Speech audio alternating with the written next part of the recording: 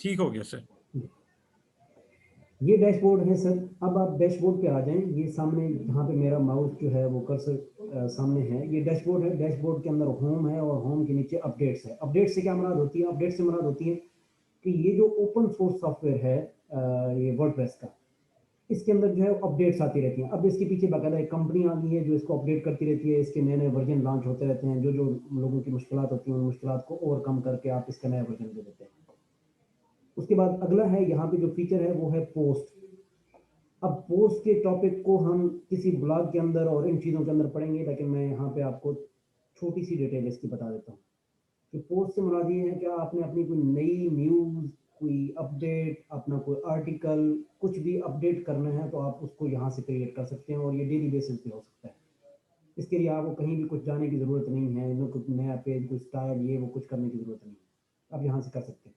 मैं इसको लिंक को क्लिक करता हूँ यहाँ से, ये आप देखिए।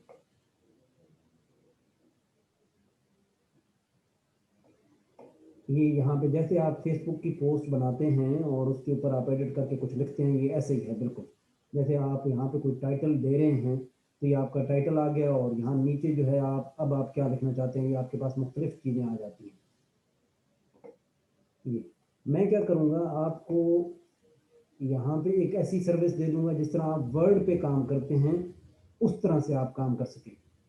जैसे ये एक एडिटर है जिसके अंदर आपकी पोस्ट डिज़ाइन होती है।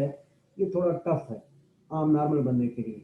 यानी उस एडिटर के अंदर ये फीचर होते हैं। अगर आपने लिस्ट बनानी हो तो यहाँ से बना सकते हैं, पैराग्राफ लिखना हो तो आप यहाँ से पैराग्राफ लिख सकते हैं, ठीक है। और हेडिंग देनी हो तो आप यहाँ से हेडिंग दे सकते हैं। ये जैसे अभी फर्ज करेंगे H2 है, आपने H3 लगाना है तो आप ये दे सकते हैं, ठीक है।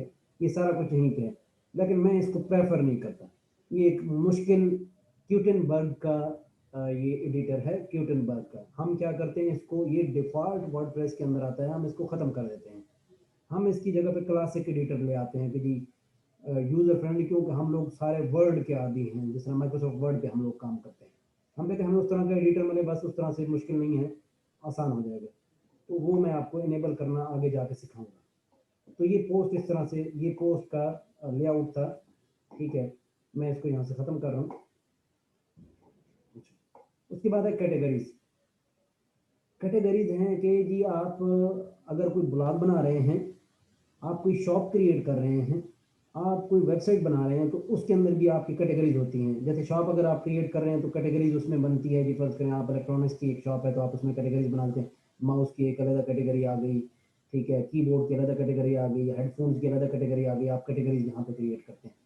ब्लॉग में आप जाते हैं, यानी आप अपना ब्लॉग मैनेज कर रहे हैं, तो उसमें अगर आप कैटेगरीज बना रहे हैं तो कैटेगरीज आप इस तरह से बनाते हैं जी के लिए आपके पास मोटिवेशनल जो टॉपिक्स हैं, ये मोटिवेशनल टॉपिक्स का एक हमारी कैटेगरी है। अच्छा, उसके बाद नेक्स्ट है जी हमारे पास इंटरनेशनल जो राइटर्स हैं उनकी एक कैटेगरी हमने रखी हुई है, लोकल राइटर्स की एक कैटेगरी रखी हुई है। और वो फिर क्या है, टाइम टू टाइम उस कैटेगरी को आप अपडेट करते हैं। जैसे यहाँ पे मैं आपको दिखाता हूँ, जैसे ये एक वेबसाइट है। अब ये मुफ्ती गुलजार अहमद नईमी, ये एक कैटेगरी है। अब जब भी मैं वो पोस्ट बनाऊंगा, उस पोस्ट के अंदर मैं इस कैटेगरी को सिलेक्ट करूंगा तो ये पोस्ट जाके सिर्फ इस कैटेगरी के अंदर अपडेट होगी, बाकी किसी वेबसाइट के अंदर, यानी वेबसाइट की बाकी किसी जगह भी जाके भी अपडेट नहीं होगी। जैसे ये देखें, ये इनका आर्टिकल है, वो मैंने सिर्फ इधर लगाया, ये आर्टिकल मैंने सिर्फ इधर लगाया, तो ये इसे कैटेगरी के अंदर गया। तो कैटेगरी बनाने के लिए जैसे अभी फर्ज करें यहाँ पे हम एक करते हैं टेस्ट के नाम से, ठीक है।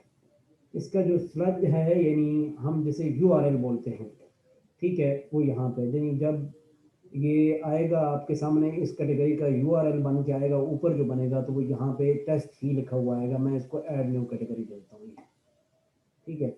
अब आपकी जब भी, जैसे ये देखिए व्यू पे जाते हैं तो ये ऊपर कैटेगरी स्लैश टेस्ट ये ऊपर बन गया, ठीक है।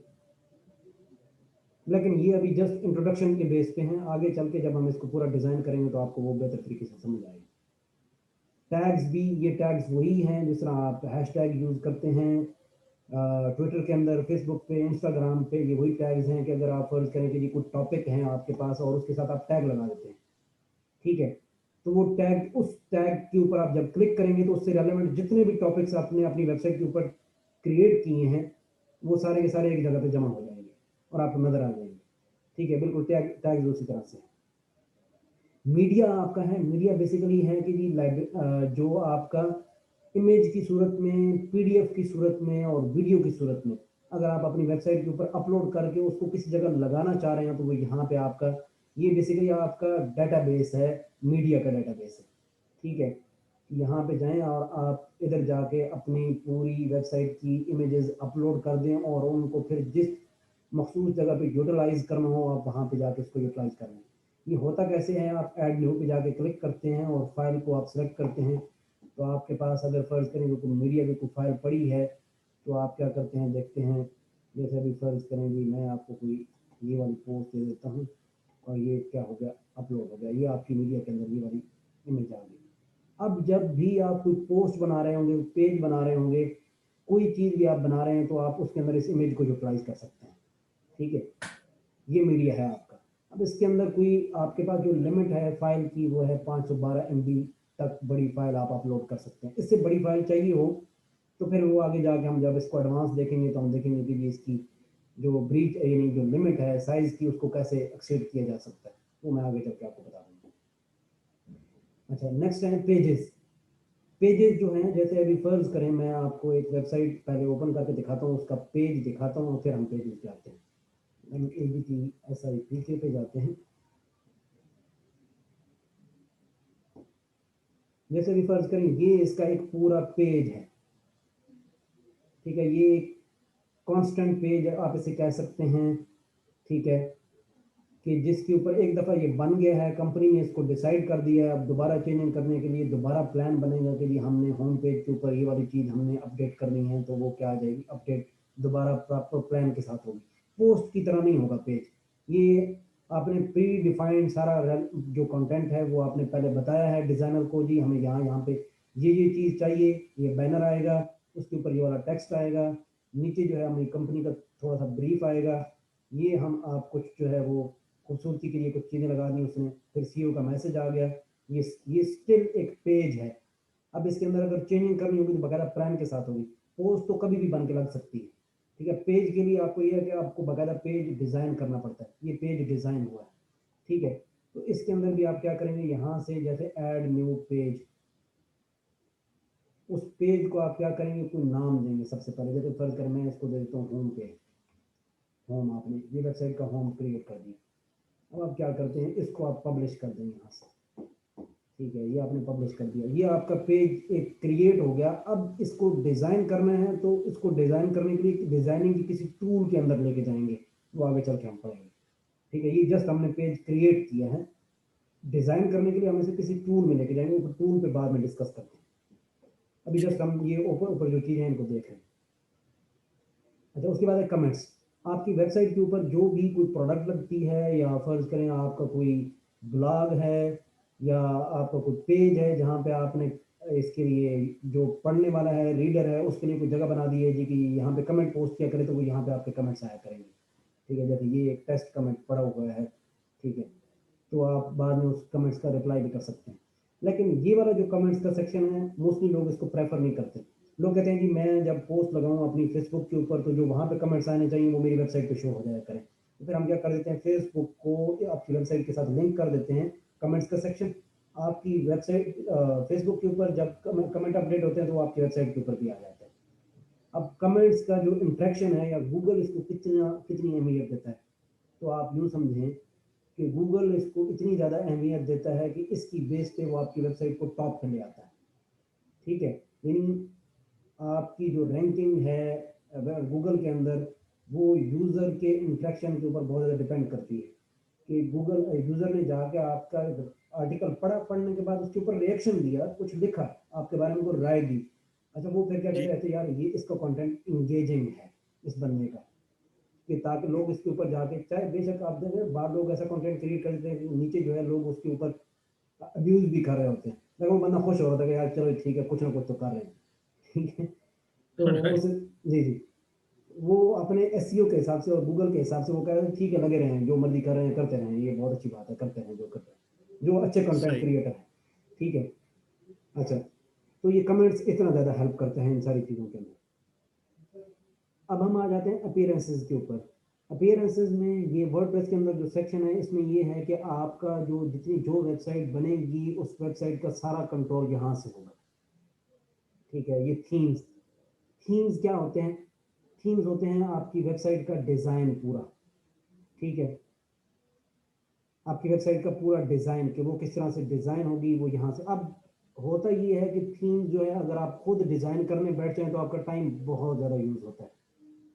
अब ये है कि कुछ कंपनीज ने थीम जो है वो डिज़ाइन करके बाकायदा, क्योंकि ये भी एक सर्विस है कि डिजिटल एसेट के तौर पे लोग क्या करते हैं, पहले अपने एसेट्स क्रिएट करते हैं फिर उनको सेल पे लगा देते हैं।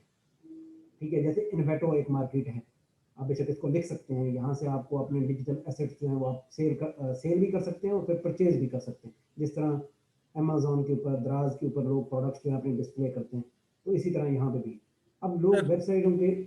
जी। सर जरा दोबारा बता देंगे, ये मैं थोड़ा मिस कर गया अच्छा, थीम का।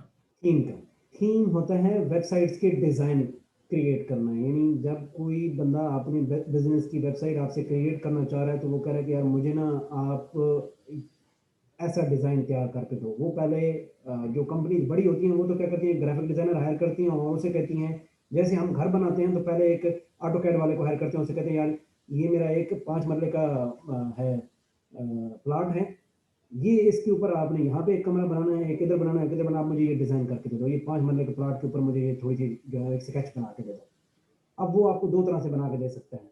एक तो आपको 2D करके देगा कि सिर्फ आपको स्केचेस बना देगा, और दूसरा ये है कि वो 3D में आपको देगा कि जी आपको पता चले कि अच्छा ये यहाँ पे ये अंदर एक कमरा होगा, कमरे के अंदर ये कलर होगा, ये सारी चीज़ें होंगी।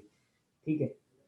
अच्छा, बिल्कुल इसी तरह से आप जब एक वेबसाइट भी बना रहे होते हैं तो पहले उसका एक लेआउट, एक स्ट्रक्चर डिज़ाइन करते हैं। ये आपके लिए है कि जब भी आपने किसी क्लाइंट से बात करनी है वेबसाइट के लिए तो आपने उसे कहना है कि सर कुछ स्ट्रक्चर आप लोगों ने डिज़ाइन किया हुआ है कि वेबसाइट के अंदर क्या कुछ आएगा, कंटेंट क्या होगा, पेजेस कितने होंगे, ये सारी चीज़ें। तो आप क्या करते हैं, वो आप क्रिएट करते हैं।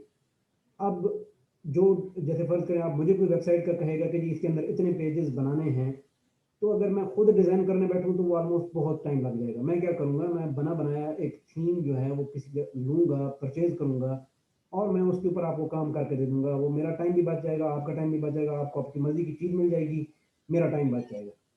ठीक है? अब ये थीम हर दफ़ा परचेज़ नहीं करने पड़ते, ये फ्री भी मिल जाते हैं। बहुत सारी वेबसाइट्स हैं जो कि ये थीम फ्री दे देती हैं। आपको जस्ट उन जगहों पे जाके अपना कंटेंट अपडेट करना पड़ता है, आपकी वेबसाइट रेडी हो जाती है। यानी ये 3-4 दिनों में आप इस काबिल हो जाएँगे कि आप टोटल 5 मिनट के अंदर-अंदर एक प्रोफ़ेशनल वेबसाइट बनाना सीख जाएँगे। ठीक है? यानी ऐसे-ऐसे थीम आपको फ्री मिल जाते हैं। तो वो फ्री थीम यूज़ करते हैं और वो कोई ये नहीं है कि एथिक्स के खिलाफ बिल्कुल भी नहीं है कि हम किसी की फ्री चीज़, उन्होंने अपलोड ही इसलिए की है कि आप इसको यूज़ करें। ठीक है? जी सर। तो हम क्या करते हैं फिर उनको यूज़ कर लेते हैं बजाय इसके कि हम, यानी हर रोज़ नई गाड़ी इन्वेंट करने की ज़रूरत नहीं होती। ठीक है? होता क्या है कि आप किसी ने क्रिएट कर दिया, आप उसी में थोड़ी बहुत मॉडिफ़िकेशन करके आप क्या करो कि बस ठीक है जी, ये आपका डिज़ाइन रेडी हो गया। तो हम इस तरह से करते हैं।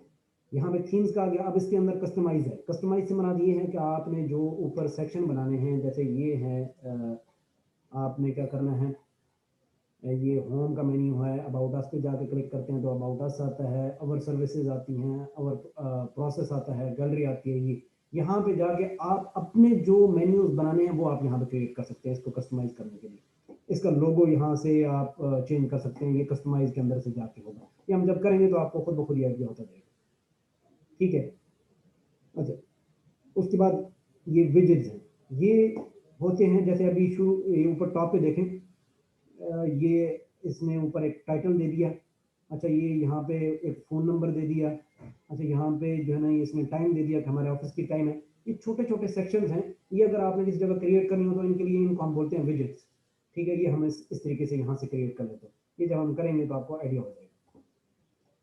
अच्छा, उसके बाद हम आते हैं बैकग्राउंड। बैकग्राउंड तो ये है जैसे अभी फ़र्ज़ करें ये एक बैकग्राउंड है इस वेबसाइट का, तो इसका जो टोटल बैकग्राउंड है वो ब्लू है, यानी बैक पे सारा ब्लू है, ऊपर जो एडिटिंग हो रही है वो हो रही है। ठीक है? यानी बैक एक की इसके हमने सारी ब्लू कर दिया और ऊपर हम किसी जगह व्हाइट रख रहे हैं, किसी जगह येलो रख रहे हैं, किसी जगह क्या रख रहे हैं, इस तरीके से हम चल रहे हैं। ठीक है। अच्छा, उसके बाद हम आते हैं थीम एडिटर के ऊपर। थीम एडिटर ये होता है कि जी आपको अगर कोडिंग समझ आती है वेबसाइट की तो आप क्या कर सकते हैं, कोडिंग के अंदर अगर आपको कुछ जाके चेंज करना है, यानी कोई चीज़ ऐसी है जो कि ऑटोमेटेड तरीके से नहीं हो रही, आप फिर क्या करते हैं, उसको कोड के अंदर जाके चेंज कर देते हैं।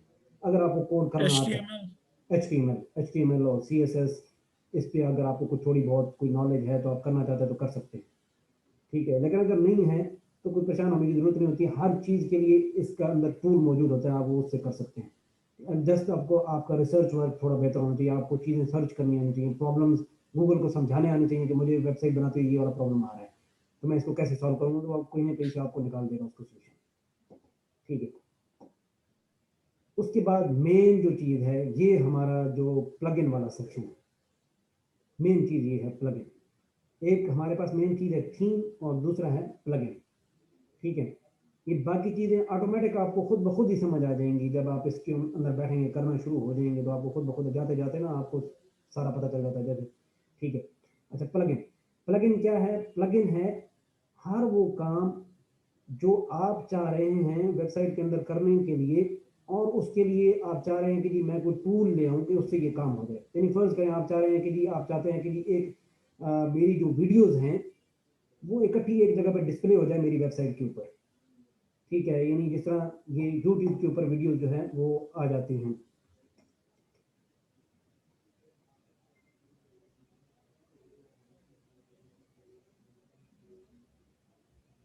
ठीक है। जैसे ये वीडियोज़ आ गई हैं, ये गैलरी पूरी बनी हुई आ रही है, ठीक है। इस तरह से आप चाह रहे हैं कि मेरी वेबसाइट के ऊपर भी वीडियोज़ इस तरह से आएँ, यानी यूट्यूब की वीडियो आ जाएँ, फेसबुक की आ जाएँ, किसी भी प्लेटफ़ॉर्म पे अपनी वीडियोज़ अपलोड की हुई हैं तो आप चाहते हैं कि इधर आ जाए।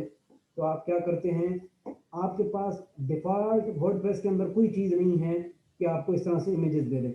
उसके लिए आपको कोई टूल इंस्टॉल करना पड़ेगा, यानी सॉफ्टवेयर। जैसे मोबाइल के अंदर आपको फेसबुक यूज़ करना हो तो आप फेसबुक की ऐप डाउनलोड करते हैं, तब आपका फेसबुक चलता है।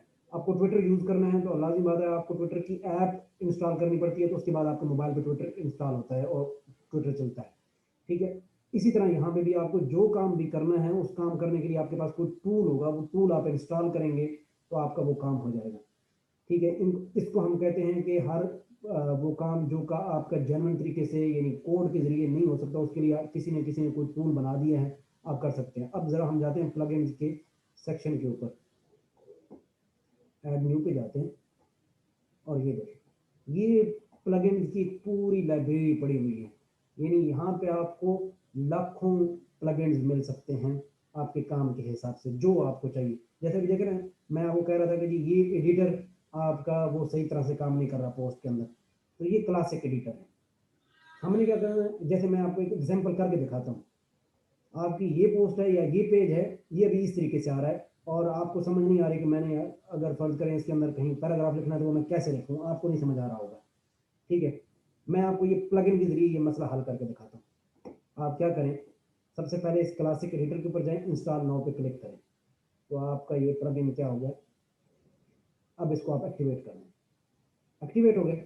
अब आपके पास दो एडिटर हो गए हैं, एक वो ऑलरेडी जो डिफ़ॉल्ट है और एक ये। अब आपको करना क्या है कि जी उसको आप बंद कर दें, जो पहले वाला है। आप उसे कहेंगे यार इसे ब्लॉक कर दो, तो मैं उसको ब्लॉक करने के लिए भी टूल है। तो मैं क्या करता हूँ, ऐड न्यू पे जाता हूँ और यहाँ पे मैं कहता हूँ जी ट्यूटन बर्ग, मैं यहाँ पे लिखूंगा तो ऑलरेडी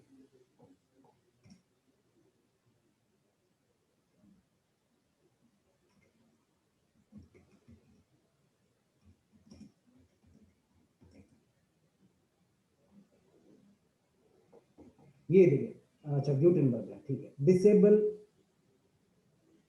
ठीक है। ये आपका डिफॉल्ट जो एडिटर है उसको ये बंद कर देगा, एक्टिवेट करने से आपका जो डिफॉल्ट एडिटर था वो बंद होगा, ठीक है। अब हम जाते हैं और इस पेज के ऊपर इसको रिफ्रेश करते हैं। अब देखें, वो जो काम आपका उधर से सही नहीं हो रहा था, अब ये आपके पास बोल्ड, इटैलिक और इस तरह का वर्ड का एडिटर आ गया है आपके पास।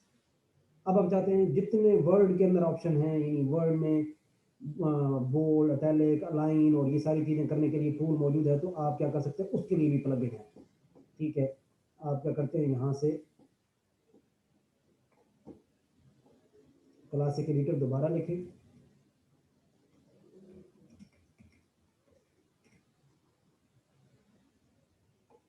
तो ये इसके एड ऑन्स हैं, ठीक है, क्लासिक एडिटर एड ऑन्स, ये आप करते हैं। एक ये कर लें और एक एडवांस एडिटर टूल TinyMCE ये आप करते हैं, तो आपका जो एडिटर है वो प्योरली उसी तरह से बन जाएगा जिस तरह के वर्ड एक है एडिटर है, ठीक है। मैं इन दोनों को क्या कर देता हूँ, एक्टिवेट कर देता हूँ। अब ये देखें, ये आपके पास अब प्लगइन की तादाद बढ़ गई है, पहले सिर्फ ये 2 थे, इनको मैं यहाँ से डिलीट कर देता हूँ, ठीक है। ये डिलीट करने का तरीका था, ये मैंने डिलीट कर दिया, ठीक है। इसको भी मैं डिलीट कर देता हूँ। ये डिफ़ॉल्ट साथ आते हैं तो इनको रखने की ज़रूरत नहीं होती। अच्छा, ये आपके पास आ गए। अब आप देखें तो आपके पास, मैं दोबारा यहाँ पे आता हूँ और इसको, ठीक, अभी ये इतना ही आ रहा है। हम क्या करेंगे, जाके आगे चल के ये वाले जो हमने ऐड ऑन किए हैं इनको कॉन्फ़िगर करेंगे प्रॉपर तरीके से, और जो जो टूल हमें चाहिए होंगे वो टूल वहाँ पे आ जाएंगे, ठीक है, यानी वर्ड की तरह के। लेकिन हम इसको अभी बहुत ज़्यादा लंबी डिटेल में नहीं जाते, जस्ट हम, क्योंकि हम इंट्रो एक ले रहे हैं इन सारी चीज़ों का, तो ताकि आपको थोड़ा समझ आ जाए। प्लगइन मैं आपको समझाना चाह रहा था, मैं हमें आपको समझ आ गया होगा। अगर इसमें कोई कंफ्यूजन है तो मुझसे आप पूछ सकते हैं। नहीं, आई थिंक प्रैक्टिस पे होगी बात, अभी तो एज सच कोई मेरा क्वेश्चन नहीं है। जी, चलिए कोई नहीं, वो हो जाएगा, सारा कुछ हो जाएगा। यूज़र से ये है कि यहाँ पे आपके वेबसाइट के यूज़र मैनेज हो जाते हैं। जैसे अभी फर्ज करें कुछ एडमिन यूज़र हैं, आप अपनी वेबसाइट का राइट 5-7 लोगों को देते हैं कि जो इसके अंदर एडिट कर सकें, तो आप उनको नए यूज़र यहाँ पे क्रिएट कर सकते हैं। दूसरे कुछ यूज़र होते हैं आपके कस्टमर्स, यानी आप एक वेबसाइट चला रहे हैं जिसके अंदर जो है लोग जाकर लॉगिन करते हैं और आपकी वेबसाइट का कंटेंट देखते हैं, यानी आपने फर्ज कर लेक्चर ही अपलोड किए हैं। अब वो लेक्चर हर के लिए अवेलेबल नहीं होंगे, वो जो लॉगिन करेगा वही जाके करेगा, तो वो भी आपका यूज़र ही होगा, तो वो यूज़र आप यहाँ से क्रिएट कर सकते हैं, ऐड न्यू यूज़र के अंदर। सॉरी, ये ऐड न्यू यूज़र यहाँ पे आप क्रिएट करेंगे उनका, और उनको पासवर्ड उनको दे देंगे, उन्हें कहेंगे जाएंगे। ये इतने टाइप के आपके यूज़र हो सकते हैं, सब्सक्राइबर हो सकता है, कंट्रीब्यूटर हो सकता है, ऑथर हो सकता है, एडिटर हो सकता है, एडमिनिस्ट्रेटर हो सकता है, ठीक है। अच्छा, उसके बाद है मज़ीद टूल्स। ये वेबसाइट के लिए कुछ टूल्स इसके अंदर पड़े होते हैं, ये वक्तन फ़वक्तन आपके काम आते रहते हैं, ठीक है। इनको हम आगे चल के जैसे ही हम चीज़ों में जाएंगे, खोलेंगे, तो आपको दिखाएंगे कि जी किस तरीके से। ये तो था हमारा एक इंट्रोडक्शन डैशबोर्ड का। ये लेक्चर का हमारे का पहला पार्ट। इसको फर्ज करें अगर आपको कोई चीज़ समझ ना भी आए तो तब भी आपने कुछ नहीं, इसको लाइट लेना है कि जी ठीक है, ये एक आप हमारी एक इसकी इंट्रोडक्शन ही था। तो अब हम जाते हैं, जी सर। मैं इसके ना इस लेक्चर के 2 पार्ट बना देता हूँ रिकॉर्डिंग के लिए। मैं यहाँ पे अभी जी रिकॉर्डिंग सर।